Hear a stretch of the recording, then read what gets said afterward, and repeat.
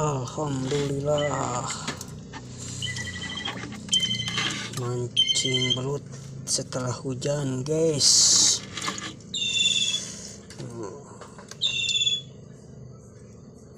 Cabai-cabean. Kalau mancing belut sesudah hujan enak, belutnya pada lahap meskipun cabai-cabean.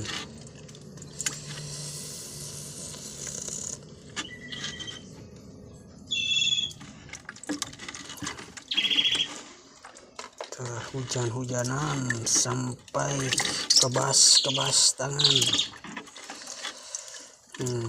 Guys, lumayan guys.